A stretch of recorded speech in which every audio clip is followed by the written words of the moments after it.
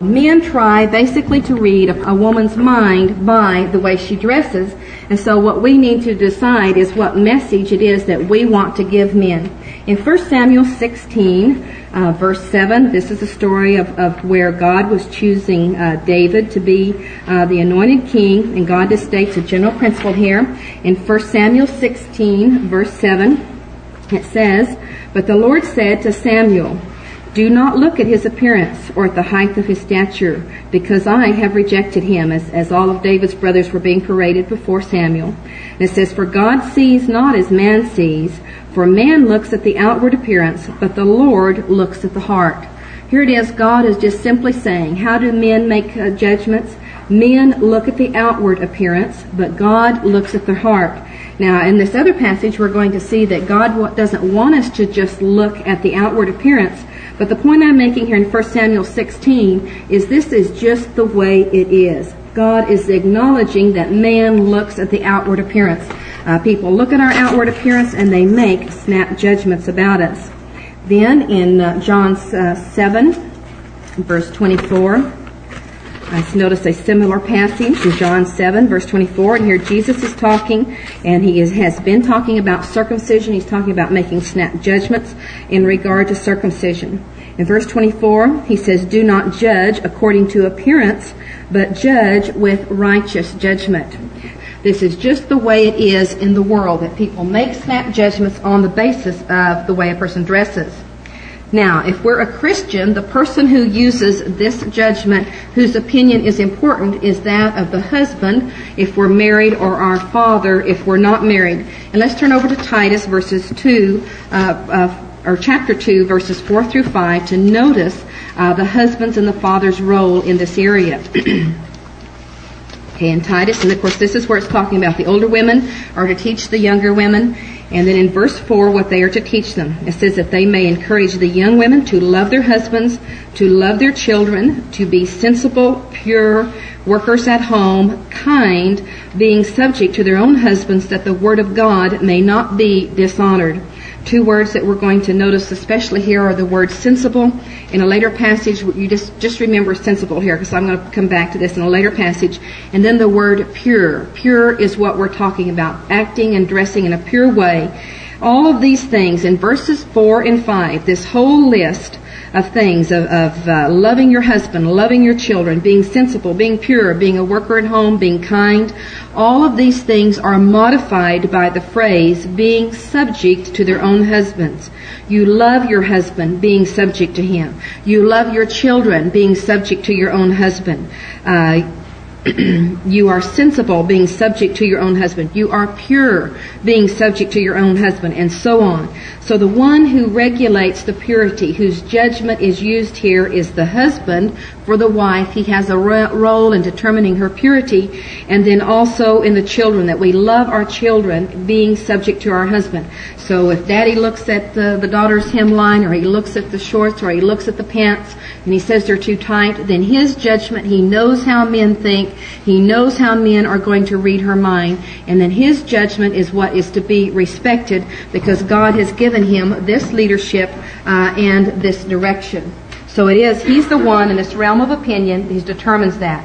Then, I want us to see that even ungodly men should recognize a woman's purity.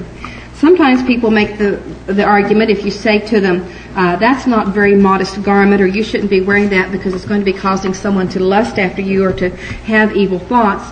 Many times their reaction is, well, you just have a dirty mind. If you didn't have a dirty mind, you wouldn't think that. Well, we want to see that even if a person has a dirty mind, they should be able to look at a woman and recognize her purity. In 1 Peter 3, verses 1 through 2, it is talking about the woman who is married to an unbeliever. These were basically Gentile Christians, women who had been married to Gentile men, who may have been involved in some type of idolatrous immorality, worship of their God. This is something that was very common among among the Gentiles. And so this woman may have been married to a very ungodly, immoral man.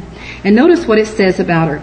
Beginning in verse 1, it says, "In the same way, you wives, be submissive to your own husbands, so that even if any of them are disobedient to the word, they may be won without a word by the behavior of their wives."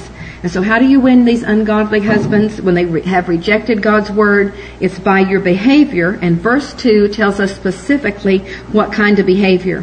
As they observe your chaste and respectful behavior. So and some of your translations say pure. So these ungodly men, as they look at their wives, the way they dress, the way they conduct themselves, then they should be able to see their pure and their chaste behavior. Now they might mentally try to undress a woman and think illicit thoughts about her, but they are not doing it because they are reading her mind as giving them permission. And they're not reading her mind as someone who's saying, "Come on, I'm available." They are recognizing her purity, and because of their depravity, then they are still doing this. So even an ungodly man should be able to recognize a woman's purity. Then, as we continue in 1 Peter here, it says, "And let not your adornment be external only, braiding the hair and wearing gold jewelry and putting on dresses, but let it be the hidden person of the heart with the imperishable quality of a gentle and quiet spirit, which is precious in the sight of God." Here where he's talking about not letting your adornment be external only, but let it be the hidden person, he's saying don't put the emphasis, don't let it be external only. And the New American Standard has only in italics, recognizing this form of speech, but put the emphasis on the hidden persons. Now when we think about these passages that are dealing with modesty in the New Testament, we need to realize that our New Testament was written at a different time in history, and we need to understand what society was like at that time so that we can properly apply these verses to us. And I have here a quote from a history book that tells you what dress was like to help you understand what Peter was addressing. Peter was addressing a different problem than what we have today. This article is talking about in the year 215 BC, 200 years before Christ came. It says, during a critical period in the war with Hannibal, there had been enacted the Oppian law. And it says, in this law ruled that women were allowed to keep only half an ounce of gold, were forbidden to drive in carriages through the streets of Rome, and were banned from wearing dyed clothes. Superficial though such a law may appear, it was the Roman world's equivalent of the clothes rationing imposed in Europe during the Second World War. Gold to a woman meant bracelets and earrings. To the army, it meant survival. Carriages cost money better spent on defense. The dyes for the blue, rose, scarlet, amethyst, and violet, collectively known as purple, had to be imported at some expense from Tyre in the eastern Mediterranean. Okay, 15 years later, it says, the women grew angrier and angrier. Neither influence, nor modesty, nor their husbands' commands could keep the married women indoors. They beset all the streets in Rome and all the approaches to the Forum. So what the women did, they didn't like this law and they rioted. They had the marches down the streets and on where they held their government meetings. And so these women rioted in order to get this law repealed. And it says rich women only wanted the law repealed so that they could strut about in gold and purple that their inferiors could not afford. Now, these women were successful and this Oppian law was repealed. 200 years later, so this puts us right about at the time of Christ. It says a historian remarked that the men who had repealed the law had no conception of the extravagance to which women's passions for novelty in fashion would lead, or of the extremes to which their brazenness would go once it had succeeded in trampling on the laws. So these men who yielded to these women pressuring and rioting to get them to repeal the law said they had no idea to the extreme that women were going to go to. And so this is going to describe what the world was like and as far as fashion was concerned at the time when Christ was here. It says, if fashion then had been like fashion today, with constant changes of style, length, and cut, perhaps the Roman Empire would never have fallen. But what happened was that the shape of a woman's dress remained much the same. So hemlines didn't change, bathing suits didn't get skimpy or anything like that. What they wore, essentially, the shape of it stayed the same. And then it says it was the fabric and decorations that were the index of fashion.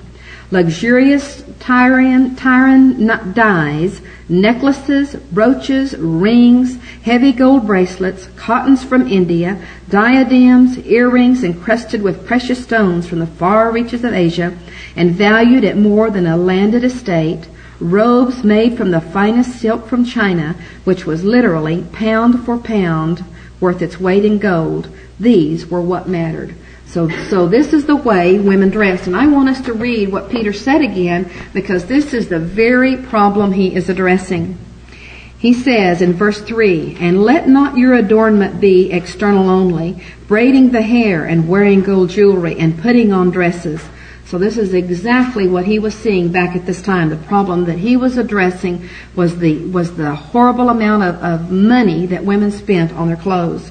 He says, "But let it be the hidden person of the heart with the imperishable quality of a gentle and quiet spirit, which is precious in the sight of God."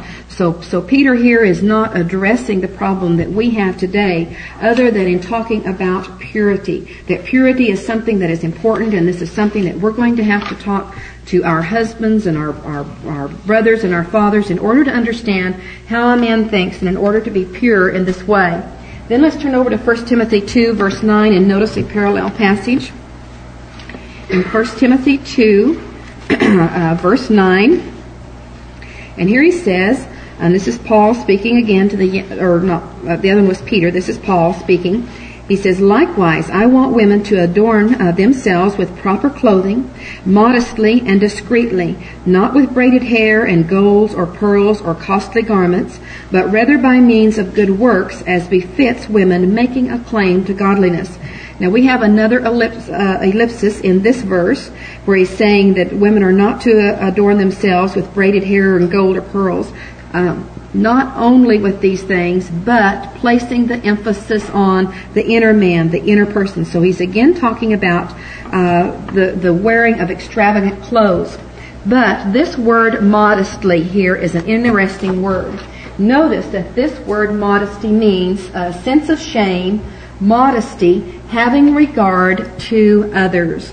And so it is modesty as you regard others, how others are going to feel. How are others going to read my mind? Are they going to think I'm available? Are they going to think that I'm going to give them anything they want? And so modesty is taking into regard what other people think. And then this word discreetly, and I'm not sure what some of your other translations use, but I think it is the same word, or it may be a different word. This is the same word I told you to remember back in Titus 2, where it says that the young women were to learn how to act sensibly. It is that same word as sensibly. It is also the same word, if you will look down in verse 15, the very last word in that, or very last verse in this chapter. It's talking about women, but she shall be preserved through the bearing of children if the women continue in faith and love and sanctity with self-restraint, is what my translation says. Some of yours may say self-control. It is exactly the same word. So they are to dress modestly, considering how other people are going to view them, what they are going to think of them, and having sound mind. When you're thinking about putting all this wealth and money into your clothing, then you think soundly, you think soberly, you have some common sense about this area. So we see that modesty, that people make snap judgments on the way we dress. That's just the way it is in life. And we need to recognize in talking to men, they're trying to read our minds, and we need to dress in such a way so if they read our mind the way we want, go to our husband, go to our father, learn how men think, and respect their judgment in this area. Now I have a couple of little quotes here I want to read to you before we close this section. Here's an article titled, "Teenage Boys Believe Tight Jeans Are a Come-On." This says, "Teenage girls may think wearing tight jeans and no bra simply is the height of fashion, but adolescent guys think those clothes are a sexual come-on, according to a California survey. The survey by 4 researchers at the University of California, Los Angeles, found that the boys read more sexual connotations into girls' behavior than the girls intended. So saying these boys, in trying to read the girls' minds by the way they dressed, drew conclusions that the girls didn't like. It says both sexes agreed that a see-through blouse on a girl probably was a come-on, according to the survey of 14 to 18-year-olds published in Psychology Today. It says, but the men were likely to interpret a low-cut top, shorts, tight jeans, or no bra as deliberately enticing as well, the survey of 432 young people indicated. None of the teenagers, however, said that they thought a guy's open shirt, tight pants, or tight swim trunks were much of an indication of his interest in having sexual relations. Okay, and I also have up here a paper that a lady gave me that she was teaching in what we would call a Christian school, and she took a survey of the boys in her class to find out what turned boys off. And so I'm going to share with you some of the things these boys said were a turn off, and things that as far as modesty was concerned. Okay, here's the list. Smoking, coming on to a guy like a Sherman tank, girls that talk a lot, lots of makeup, super tight pants, no consideration for other people, conceit, cussing, pushy, crudeness, deceitfulness, fighting with other girls, talking too much, somebody wrote, wearing sleazy clothes, and then they put in parenthesis, see-through or low-cut, easygoing, and then someone wrote, hairy legs and pits. So from this list that these teenage boys put, I mean, they've got some things that are clothing and some things that are a matter of character, like no consideration for other people, conceit, so fighting with other girls. So these boys not only were noticing the way the girls dressed, but they were also noticing the way that they acted. So this is something that is important, and this is something that's girls need to think about, and is going to help them say no and to avoid certain situations. Okay, I'm going to stop right here. Okay, as we continue in the Song of Solomon, and we're talking about the Shulammite, and talking about the riddle, about the little girl that could say no. If she can say no, do this, and if she cannot say no, do that. I want to read you a couple of things here from Dear Abby's book, What Every Teen Should Know. This is not a book that I'm recommending to you, but I'm just letting you know where I'm getting this information. In her book, she says that sex among teenagers who aren't ready for it has had some heavy results in our society, and these results are potentially catastrophic. And of course, she gets lots of letters, and she kind of has her finger on the pulse of what's going on in our country, so the things that she's observing is something that should be of interest to us. She says venereal disease is an epidemic, and some of these diseases can cause sterility or death. Pregnancy is a major cause of school dropouts. 1/3 of all abortions are among teenagers. Babies born to teenage mothers are more likely to be brain damaged or retarded. There are more attempted suicides among pregnant teenage girls than girls in other groups. And about 70% of all teen marriages end in divorce. And then she says, sex is a part of life, an important part, but it is only a part too much emphasized today in the movies and on TV and in what we read. It is also a trap for those who don't know what they're getting into. And then she explains how this is a trap for teenagers. She says the sex act is the most intimate relationship possible between two people, but it is not only physical. Sex has emotional strings tied to it. Of course, that's what we've been talking about all the way through the Song of Solomon. Then she says, almost always, one or the other, boy or girl, becomes possessive, jealous, angry, sometimes even violent. So she's talking about the bad emotional effect that premature sexual activity has on teenagers. Ann Landers, her sister, in one of her columns, has a letter that's interest to us. She says, Dear Ann, this is a letter to every teenage girl who is having sex or thinking about it. I am 16. A year ago, I had a phantom pregnancy. I was lucky it was a false alarm because when I told my boyfriend I thought I was pregnant, he said, Don't look at me. You should have taken better care of yourself. I realize now what a spot I would have been in if I had really been pregnant. I would have had to decide on my own between abortion, putting the baby up for adoption, or keeping it. My parents would not have been much help because Mom warned me a dozen times about getting pregnant, and my father really hates this guy. I hope every teenage girl who reads this will listen to me. Please don't believe a guy when he tells you that you can trust him to stop in time, or if anything goes wrong, he will stand by you. Most of them won't. Sex to most guys means fun and excitement and physical relief. There is very little, if any, communicating, sharing of feelings, being trustworthy and loving, mutual respect, and a willingness to share responsibility. I was lucky, Anne. I learned my lesson without having to pay a big price. Believe me, from now on, I'm going to have a different attitude towards sex. I feel as if God has given me a second chance, and I'll never mess up again.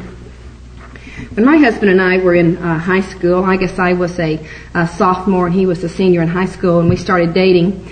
And we had some friends that were kind of our age, some boys that were seniors like him who were also dating sophomore girls that we kind of ran around with and did things with.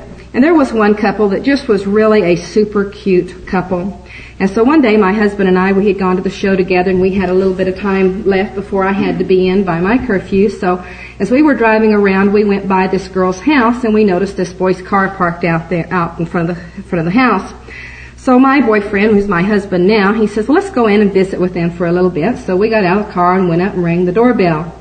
Well, when we rang the doorbell, the fella came to the door. And back at this time, this was the time when boys wore dress shirts and slacks on their dates and didn't dress quite like they do nowadays. But anyway, the fella, he came to the door, and his dress shirt was out of his pants, and he was barefooted. And my husband immediately started saying, oh, well, we need to go. We just want to see if you were here. We need to go. And of course, I was naive, and I had absolutely no idea of what was going on, had no idea why my boyfriend was acting this way. Well, the fella said, no, you're here. Come on in. Just insisted that we come in. So we went in. And when we went in, the girl's little sister was in the living room, and it was very obvious that her boyfriend had been having a conversation with her. And in a little bit, my friend came out of the back room, and she was barefoot and all disarrayed. And again, I was still naive and didn't know what was going on. And my boyfriend kept saying, let's get out of here. We need to go. We can't visit, and just insisted that we leave. Well, I was so naive that I did not know until the next day what had been going on when my girlfriend talked to me and told me what had happened. So what had happened was that her parents had been gone, and her boyfriend had came over, and she and her boyfriend were on her bed having sex when her little sister walked in and caught them. And so they immediately realized that, we're in trouble. She's going to blab, and everything's going to really be bad for us. So the fella, he jumped up, ran to catch the little sister before she could get out of the house, and he was in the process of trying to coerce her into not telling the parents when we came along and complicated the situation even more. And as my friend was talking to me, she started talking to me about how miserable engaging in sex had made their dating. They were really a very cute couple. She said that they had gone through one period of where she thought she was pregnant, and they had to sweat that out. And she said, we really had a nice relationship until we got involved in sex. And it has just made everything so much harder, so much more complicated, and has really hurt our relationship. Not very long after that, this couple broke up, and the fella, he went off to college, and she stayed there for 2 more years of high school. After they broke up, this was a girl who that everybody would have thought was really a nice girl, really a sweet person. But after they broke up, then she just went from what we would typically say from bad to worse. She had a reputation that was so bad that even the girls knew about her reputation. That if a boy wanted to have a good time, they wanted to have somebody to have sex with, well, then you take her out because she is always available. The boy went off to school. Of course, we came from a little town, and his reputation drifted back to where we were, and he had exactly the same type of reputation. He had a reputation for having a different girl in the back seat of his car every Friday night or whatever, and just from one person to another. And so here's a young couple who by all rights probably would have kept going together, probably would have gotten married, probably would have had a very beautiful marriage, a couple that seemed very well suited for each other.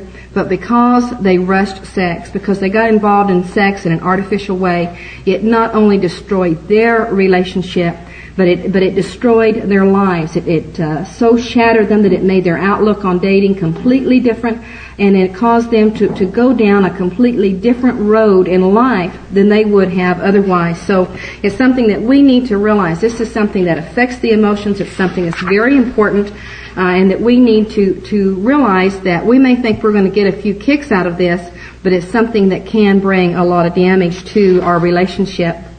I have an article here called Home and the Family, and it's on teen dating. And it's got some advice here that I think is well for us to consider once we think about the little sister who's too young for boys. It says, dating is preparation for marriage. It is a time when parents must give careful advice, make cautious observation, and even participate in the dating experiences of their teenagers. Parental negligence often results in their teenage son or daughter being allowed freedoms that are detrimental to the teenager's well-being and even tragic as respects the rest of their life. Few parents think of the time when their teenagers start dating as a period that should be shared with the young dating couple. It says social customs dictate that dating is a time when young folks are old enough to be left to themselves in secluded places, both inside and outside of the house, in automobiles, away from the view of others, and a time when few, if any, questions are ever asked about why, when, with whom, and where did you go, and what did you do. Concerned parents will ignore from the very beginning the pressures of custom and teenage objection and stay on top of this most critical period in the lives of their children. Dating is a time for young folks to get to know the personality, the character, and the desires of each other. It is a time for learning to respect the rights of others and to demonstrate courtesy and kindness. These things are not to be learned, developed, and acquired in the back seat of a car parked on some deserted lane, nor draped over one another in a darkened movie theater, nor playing games that send couples out into the night by themselves.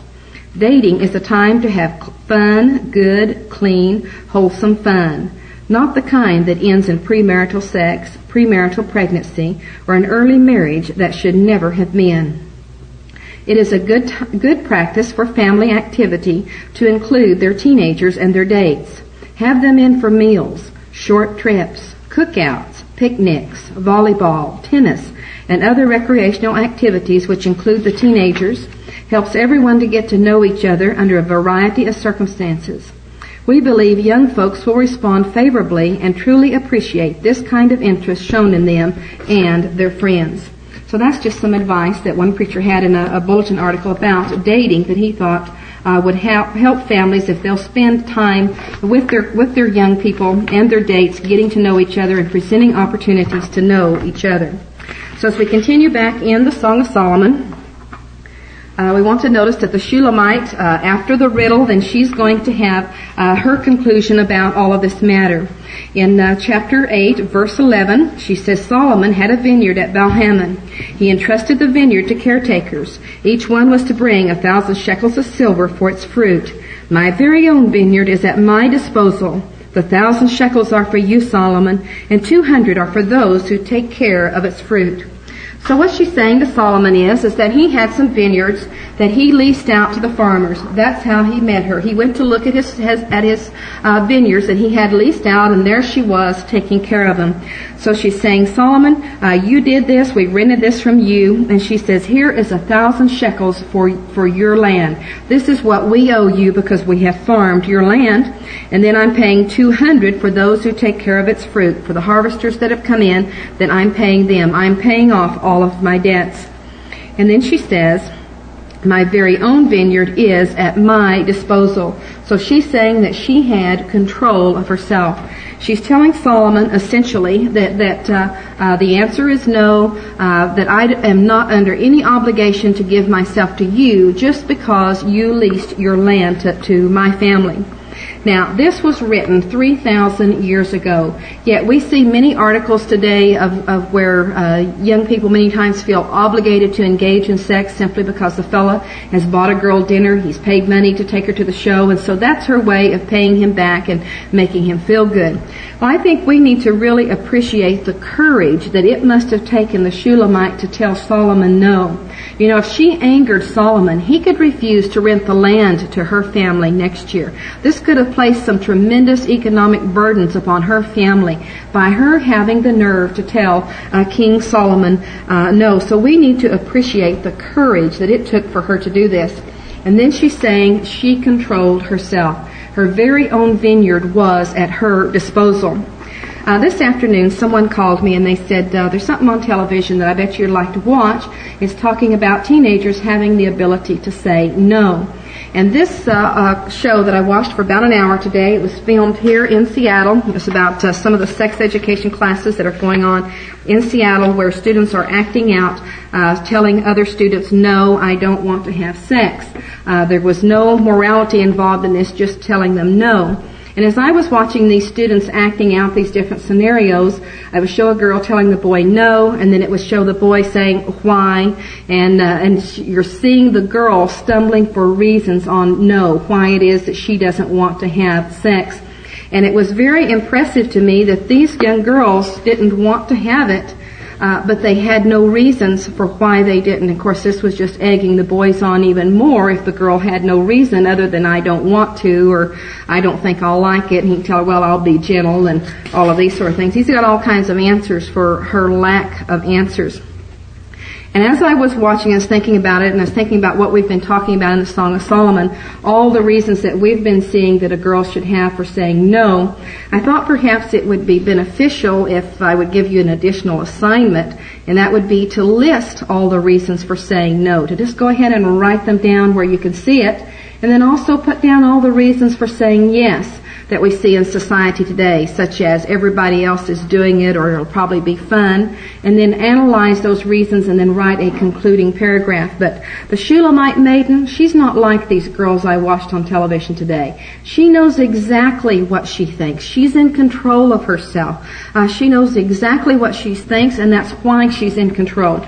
And as I was listening to these girls not having any reasons for giving no, it was very easy to realize that someday some boy's going to come along and he's going to have a good argument for them to say yes, and they're going to be susceptible to that. So we'll go over that again at assignment time, but I did want to bring that up while we're thinking about the Shulammite here having control of herself. So she's rejecting Solomon, and she is exercising control of herself. And what we see now is the actual wedding ceremony. She's here in the garden, and their custom was that the bridegroom would ask to hear the maiden's voice and to hear her in front of witnesses say that she would accept him. So this is what happens in verse 13. This is the shepherd speaking. And the shepherd says, "O you who sit in the gardens, my companions are listening for your voice. Let me hear it." So the witnesses to the wedding, they're here, they're waiting to hear you say, yes, you'll be mine. So let's go ahead and finalize this. This is the final act of their wedding ceremony. So the shepherd, he asks her, go ahead, say it, that you'll be mine. Then we see that the Shulamite comes back and she gives him her answer. In Song of Solomon, chapter 8, verse 14. And here the Shulamite says, "Hurry, my beloved." She doesn't just say, "I do," but she says, "Hurry." There's this eagerness in her voice.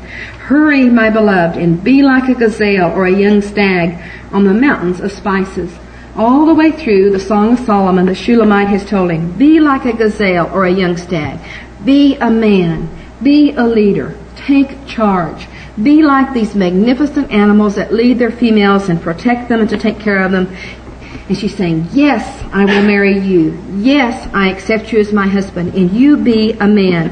Essentially what she is saying to the shepherd is that she wants him to be her leader. She's placing herself in subjection to the shepherd.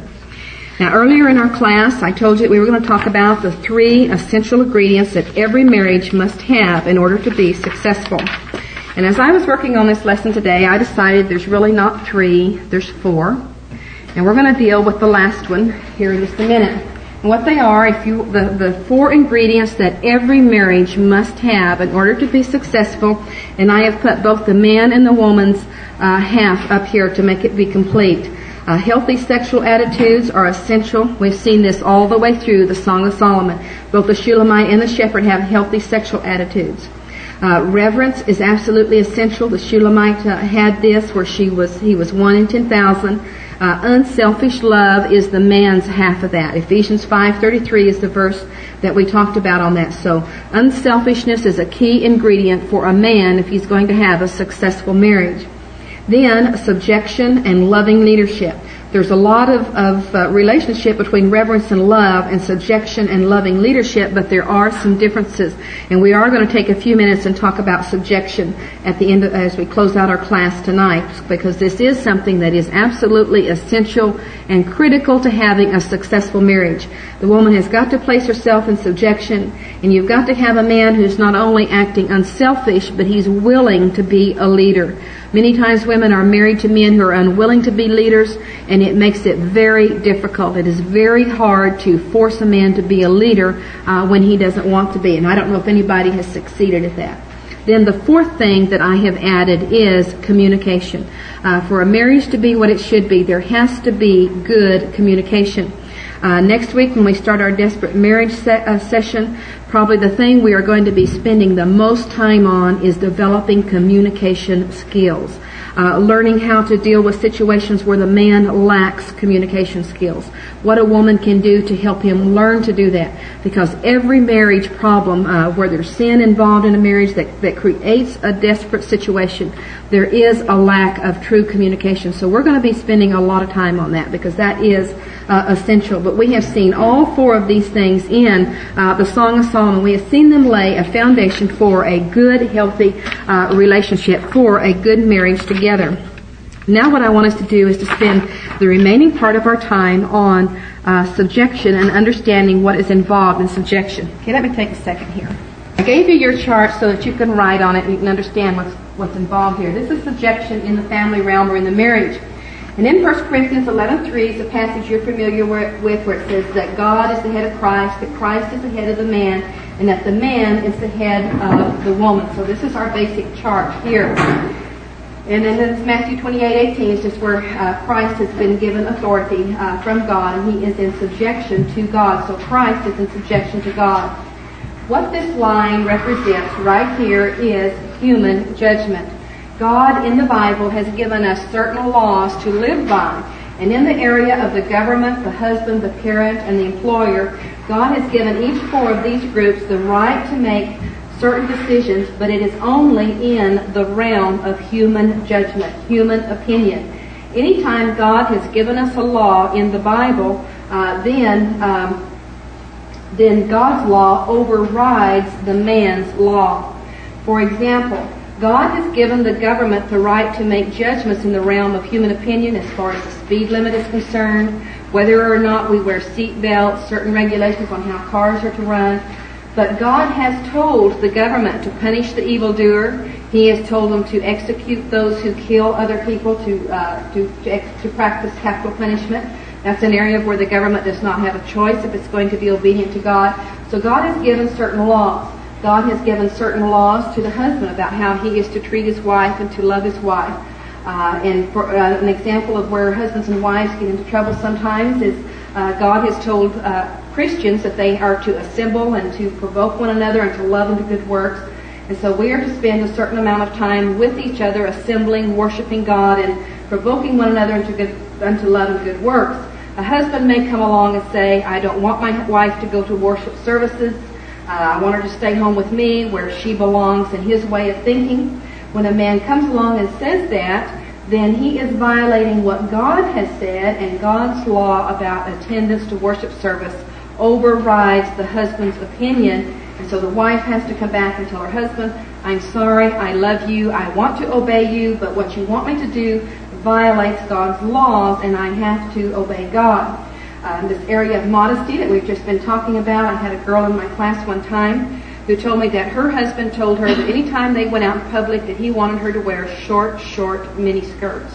And he told her the reason why he wanted her to. He says, you've really got great legs, and anytime we're out in public, I want other men seeing you, and I wanting them wanting what I have. He says, I want other men to be jealous of what I have. So this husband is letting his wife know that wearing short miniskirts is something that causes men to lust and to have evil thoughts. And so this is an area where if she's going to obey God, she's going to have to say, I'm sorry, but God wants me to dress in a pure way, and this is not pure, and I have to refuse to obey you in this area. So subjection is always in the area of human judgment or human opinion. This is the only authority that God gives husbands, is in this area of human judgment. The same is true with the parent. The same is true with the employer. Now, all of these expressions down here, the government, we are to obey the government with fear for God. We are to obey our husband as is fitting in the Lord. We are to obey our parents when we're children at home in the Lord, and the employer as to the Lord. All of these expressions, fear God, fitting in the Lord, and so on, are similar expressions which show that God is the overriding one that we are to obey. God, we are obeying these people in our obedience to God. So we obey all of these people, the government, the husband, the parent, the employer, as part of our obedience to God. God has overriding authority for each one of these areas. Now I have these staggered like this because we are to obey our husband, but our husband is also to obey the government. And so if the government tells us to do something in the realm of opinion that our husband tells us to violate, then we have to tell our husband, I'm sorry, but I have to obey the government in this area. For example, suppose our husband wants us to cheat on our income tax. He wants us to sign an income tax form that is deliberately wrong. Okay, the government, this is in the realm of opinion, the government has the right to decide how much taxes they're going to charge us, and this is something God has given them the right to do. And so our husband is out of order. He is disobeying divine orders as far as our subjection to the government. So we have to tell our husband, I'm sorry, but I have to obey the government because God tells me to. The parent, if we're married, our husband's wish overrides our parents. Our husband's wish also overrides our employer. If we're working and our husband doesn't want us to work certain days, he doesn't want us to work nights, he doesn't want us to work certain jobs, then we have to adjust ourselves to our husband's will because this is in the realm of opinion. In the realm of opinion, something we see in the paper sometimes today is where people sue different employers because they object to someone maybe perhaps having a beard or a certain dress style.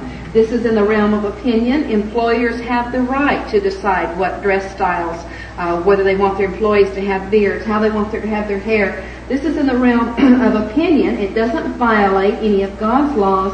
And so this is something that the employers have the right to decide. And if we're going to be working for them, we need to respect that authority in the realm of human judgment and obey that authority. So divine judgment is what we obey in all of these areas is because it overrides the man's authority. So this is basically just an overview of subjection. We're not looking at the nitty-gritty things involved in subjection. Part of your homework is to read 2 chapters that deal with subjection. There are 4 chapters in Volume 1 that deal with subjection. 2 of them we're going to read in our Desperate Marriage series because that is an important area. Many of the problems between husbands and wives have to deal with subjection and leadership. Many men misunderstand their authority. Many men abuse their authority. And so we're going to be looking at some of those problems of authorities and really sorting out some of the details of subjection because we have to sort out those details in order to deal with many of the problems that arise in desperate marriages. So this is just basically an overview, and then your job is to go home and to read those 2 chapters to get a lot of the details, and then we'll work on some of the problem areas in our next series. So basically, subjection, if we're submissive to our husband, it's in the realm of opinion, just obeying him as long as what he says does not conflict with God's laws. Now, on your assignment that you have, that I have given you, that on the written page, I have a correction I need to make.